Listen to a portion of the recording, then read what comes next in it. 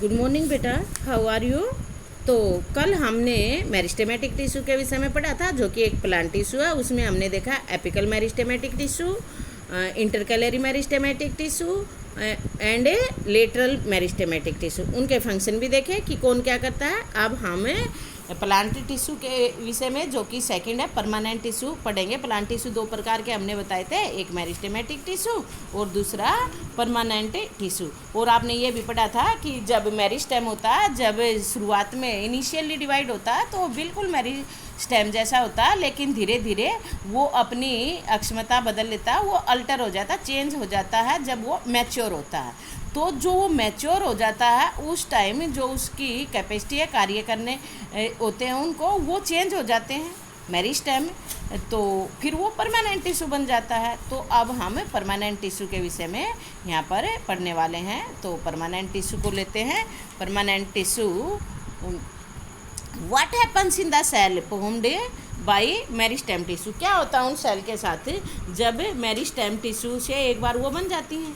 They take up a specific role, उनका भी एक विशेष रोल होता है। And lose the ability to divide, और वो क्या करती है, एक स्पेसिफिक रोल हो जाता है और अपनी डिवाइडिंग की कैपेसिटी को ख़त्म कर देती है, लॉस कर देती है। As a result they form a permanent tissue, और इसी के परिणाम स्वरूप, यानी कि उनकी एबिलिटी जो डिवाइड करने की क्षमता वो ख़त्म हो जाती है, और इसी कारण से वो क्या बन जाते हैं, परमानेंट टिश्यू बन जाते हैं। दिस प्रोसेस, और इसी प्रोसेस को, परमानेंट टिश्यू बनने के प्रोसेस को, this process of taking a permanent shape, size and function, यानी कि जब आकृति भी अलग होएगी और उनका साइज भी अलग होएगा और कार्य भी अलग होएगा, तो हम कहते हैं कॉल्ड डिफ्रेंशिएशन। तो आपसे पूछ लिया जाए कि डिफ्रेंशिएशन क्या है, तो डिफ्रेंशिएशन एक प्रोसेस है जिसमें मेरिस्टेम की जो सेल होती है वो अपनी डिवाइडिंग कैपेसिटी खोकर क्या टेकअप कर लेती हैं, permanent shape, size and function.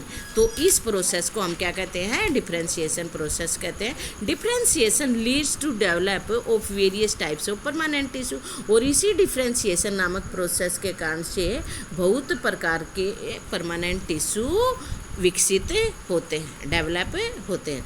तो यहाँ पर जो ये दिखाया गया बेटा, ये सेल है, किसकी सेल है, प्लांट की सेल। प्लांट जो सेल है उसका सेक्शन है, और ये सेक्शन किसका, स्टेम का। आगे आप रूट का देखेंगे, ये स्टेम का लिया गया है। तो स्टेम में क्या है, अब आप ये देखें, जो ये बाहर वाली लेयर है, ग्रीन वाली लेयर है, एक बार पेन ले लेते हैं। तो जो ये ग्रीन वाली लेयर है, ये वाली क्या है, एपिडर्मिस, ठीक है। उसके आगे कोलनकाइमा है बेटा। ये कोलनकाइमा क्या है, ये भी एक प्रकार का परमानेंट टिश्यू है। ये पैरेन्काइमा क्या है, ये भी टिश्यू है।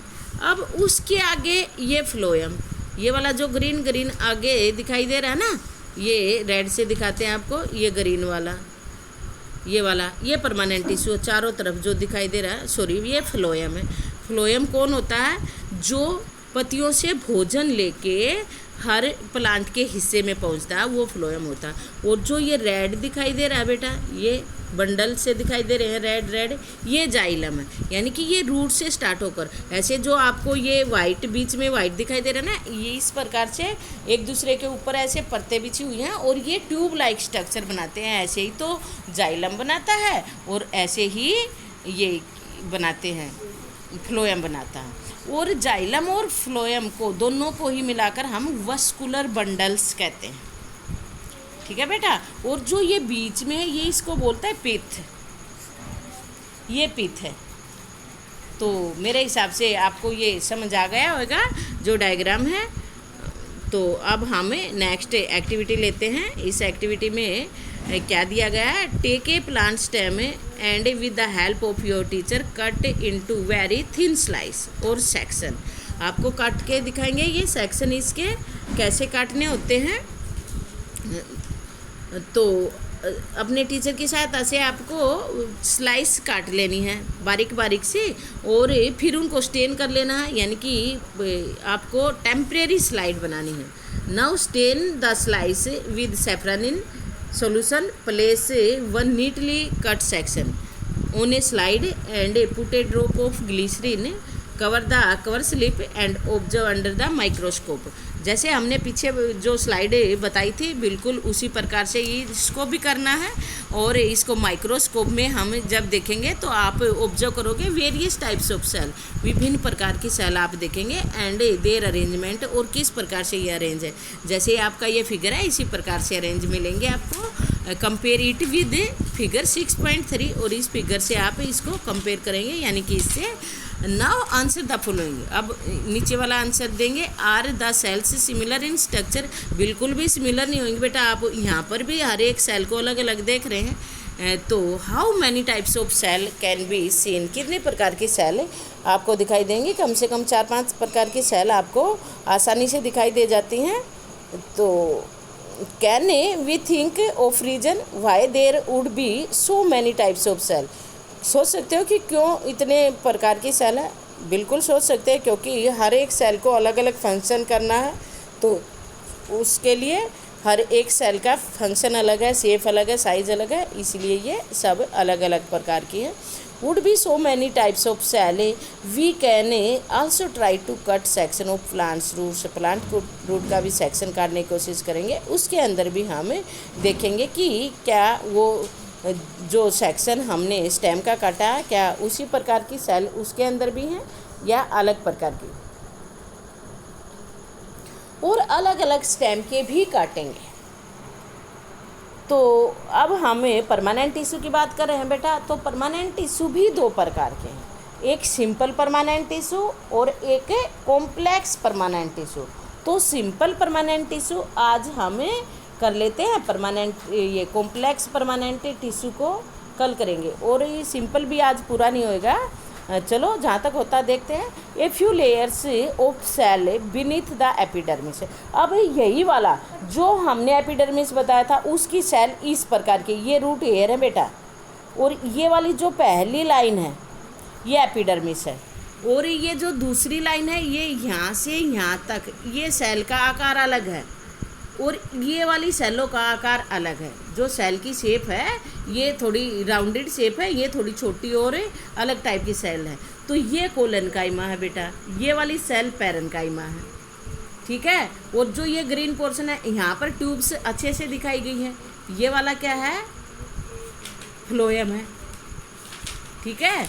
और ये वाले जाइलम है, और ये इधर आ गई ये पिथ है, ठीक है। तो अलग अलग यहाँ पर एक छोटे है पोर्शन को और लार्ज करके दिखाया गया है। वही वाला जो हमने पहले कल समझाया था वही वाला अब है, आज ही समझाया, कल तो नहीं समझाया। A few layers of cell beneath the epidermis, कि एपिडर्मिस के थोड़ा सा नीचे कुछ सेल है। जनरली सिंपल परमानेंट टिश्यू, प्राय परमानेंट टिश्यू है। Parenchyma is the most common simple permanent tissue.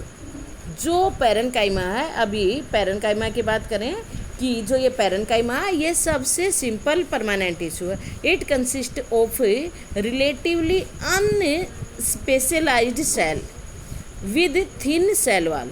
प्राय जो ये इनकी सेल वॉल होती है वो बहुत पतली होती है, और ये विशेष अनस्पेशलाइज्ड है, यानी कि रिलेटिवली औरों की तुलना में, जैसे कि ये वाली सेल है फ्लोएम की, जाइलम की, इनकी तुलना में ये सेल इतनी स्पेशलाइज्ड नहीं है, लेकिन दे आर लिविंग। आपको पहले बताया था जो पैरेन्काइमा है वो हमने बताया था कि प्लांट सेल के अंदर मोस्ट ऑफ सेल डेड होती है, लेकिन यहाँ पर ये पॉइंट नोट करो और अंडरलाइन भी करो कि जो पैरेन्काइमा की सेल है, इसी प्रकार से क्वेश्चन पूछे जाते हैं बेटा कि जो ये पैरेन्काइमा की सेल हैं ये लिविंग है। दे यूजुअली लूजली अरेंज, ये लूजली अरेंज यानी कि टाइटली पैक्ड नहीं है, इनके बीच में स्पेस है थोड़ा बहुत। They are usually loosely arrange, 10 large space between cells. जो इनके बीच में स्पेस हो जाता है उसको हम इंटर सेलुलर, एक इंट्रा सेलुलर स्पेस होता है, एक इंटर सेलुलर, सेल और सेल के बीच में जो स्पेस होता है उसको हम इंटर सेलुलर स्पेस बोलते हैं, और सेल के अंदर जो स्पेस होता है उसको इंट्रा सेलुलर स्पेस बोलते हैं। Are found in this tissue, इस टिश्यू में इंटर सेलुलर स्पेस पाया जाता है। This tissue generally stored food. अब ये फंक्शन भी याद करना भाई, पैरेन्काइमा का क्या फंक्शन है कि प्राय भोजन को स्टोर करने का काम आता। इन सम सिचुएशन, अलग अलग है भाई, अभी देखो ये पैरेन्काइमा का फंक्शन अलग हो जाता है। In some situation it contain chlorophyll, कुछ सिचुएशन में इसके अंदर क्लोरोफिल होता है। जब इसके अंदर क्लोरोफिल होता है तो उस टाइम ये पैरेन्काइमा ना रह के क्लोरेन्काइमा हो जाता है। इस पॉइंट को ध्यान करो। तो जब इसके अंदर क्लोरोफिल होता है तो उस टाइम ये फोटोसिंथेसिस करता है, और उस टाइम जब ये फोटोसिंथेसिस करता है इसी पैरेन्काइमा का क्या नाम बदल जाता है, क्लोरेन्काइमा। क्या हो जाता है, क्लोरेन्काइमा। तो ध्यान रखना बेटा, इन पॉइंट्स को नोट करते जाना है, अंडरलाइन करो क्या फंक्शन है। इन एक्वेटिक प्लांट्स, अभी देखो एक और नया फंक्शन आ रहा है। इन एक्वेटिक प्लांट, प्लांट के जो पानी में रहने वाले प्लांट्स होते हैं, large air cavities are present in parenchyma. Parenchyma के अंदर बड़ी बड़ी हवा की कैविटीज होती हैं, तो जो क्या करेंगी, उनको फ्लोट करने में मदद करेंगी। हवा हल्की होती है तो पानी के अंदर वो, ध्यान दो बेटा पढ़ाई में, तो क्या करते हैं वो फ्लोट करते हैं। टू हेल्प देम फ्लोट करने में हेल्प करते हैं सच्चे पैरेन्काइमा टाइप से। तो इस प्रकार के पैरेन्काइमा का नाम क्या हो जाता है, एरेन्काइमा। क्या हो जाता है, एरेन्काइमा। देखो पैरेन्काइमा का क्या क्या नाम आया, पैरेन्काइमा, क्लोरेन्काइमा और एरेन्काइमा। क्लोरेन्काइमा कब, जब फोटोसिंथेसिस करेगा क्लोरोफिल होगा। एरेन्काइमा कब, जब एक्वेटिक प्लांट्स के अंदर लार्ज एयर कैविटीज हो जाएंगी, तो इसी पैरेन्काइमा का क्या नाम हो जाएगा, एरेन्काइमा। ये पॉइंट एक एक लाइन से क्वेश्चन निकल रहा है बेटा, चाहे लेसन को पढ़ने में ज़्यादा टाइम लग जाए, लेकिन एक एक लाइन को ध्यान से पढ़ेंगे आप। The flexibility in plant is due to another permanent tissue. जो टहनियों को हम पकड़ के नीचे कर लेते हैं और वो टूटती नहीं, और हवा चलती है तो इस तरीके से हिलती रहती है और वो टूटती नहीं। पत्ते भी नहीं टूटते, बल्कि तेज हवा, कई बार तो बहुत तेज हवा आती है तब भी पत्ते ऐसे ही रहते हैं। तो इतनी कोमल कोमल सी चीज़ कैसे जुड़ी रहती है। तो एक टिश्यू है जिसका नाम है कोलेन्काइमा, तो वो उनको फ्लेक्सिबिलिटी प्रदान करता है, लचीलापन देता है। तो कोलेन्काइमा का एक ये फंक्शन होगा कि provide flexibility. It allows being the various parts of the plant like tendrils, ये टेंड्रिल्स क्या होते हैं अभी बताती हूँ, and stem of climbers without breaking, कि जो क्लाइंबर्स के स्टेम हैं उनको बिना तोड़े ही वो, अच्छा आपने देखे होंगे ना टेंड्रिल्स, किसी टहनी वगैरह पे बेल वगैरह ऐसे ऐसे चक्री लगा लेते हैं, वो टेंड्रिल्स होते हैं। इट अलो बेंडिंग, अच्छा कुछ छूट गया क्या, शायद छूट गया, दोबारा देखो। It allows bending of various plant, various parts of plant like tendrils. तो ये बेंडिंग की क्षमता देता है जैसे कि टेंड्रिल्स को, and stem of climbers without breaking, और जो क्लाइंबर के स्टेम हैं उनको बिना टूटे अक्षमता प्रदान करता है। It also provide mechanical strength, और ये मैकेनिकल स्ट्रेंथ भी प्रदान करता है, यानी कि यांत्रिक शक्ति देता है। We can find this tissue in leaf stalk below the epidermis. तो ये टिश्यू हमें कहाँ मिलता है, एपिडर्मिस के नीचे, और लीफ स्टॉक जिससे पत्ती जुड़ी हुई होती है वो लीफ स्टॉक होता है, उससे उसके अंदर भी पाया जाता है। The cells of this tissue are living, इस टिश्यू की भी सेल कैसी है, लिविंग, कोलेन्काइमा की भी और किसके, पैरेन्काइमा की। अभी आपने पढ़ा, तो ये एक एक पॉइंट बेटा आप कॉपी में नोट करते जाएं कि कौन लिविंग है और कौन नहीं है, और इनके फंक्शन। बिल्कुल बहुत इंपॉर्टेंट चैप्टर है बेटा ये। We can find the tissue of leaf stalk below the epidermis. The cells of tissue are living, elongated, लंबी होती है, एंड इरेगुलरली थिकन्ड, यानी कि कहीं पे मोटी हो गई कहीं पे पतली, एक समान नहीं है, यूनिफॉर्म नहीं है। इरेगुलर थिकंड होती है एट द कॉर्नर्स, कॉर्नर से this is there is very little intercellular space, यानी कि सेल और सेल के बीच में बहुत कम स्पेस होता है। Yet another type of permanent tissue is sclerenchyma. अभी देखो एक दूसरी प्रकार का ही टिश्यू है जिसको कि हम स्क्लेरेनकाइमा कहते हैं। अब इसका तो एक पैरेनकाइमा, एक कोलेनकाइमा, एक स्क्लेरेनकाइमा, एक क्लोरेनकाइमा, एक एरेनकाइमा। तो देखो बेटा इनको अच्छे से याद करना है। इस टिश्यू का क्या काम है? It is a tissue which makes the plant hard and stiff, जो प्लांट को सख्त और कठोर बनाता। स्टिफ यानी कि कठोर। स्क्लेरेनकाइमा जो कोकोनट प्लांट है ना, कोकोनट है, उसके ऊपर जो सख्त होती है वो स्क्लेरेनकाइमा ही है। और कई बार ये क्वेश्चन आता है बेटा, we have seen the husk of a coconut, तो वहाँ पर स्क्लेरेनकाइमा होता है। It is made of sclerenchymatous tissue. देखो बेटा आपके लिए ये नाम अजीब से लगेंगे आपको, तो 2-4 बार पढ़ेंगे तो आप फैमिलियर हो जाएंगे, फिर ये मुश्किल नहीं लगेंगे। स्क्लेरेनकाइमेटस टिश्यू का क्या काम है? प्लांट को हार्डनेस प्रदान करना, कठोरता प्रदान करना। तो ये कोकोनट में पाया जाता है।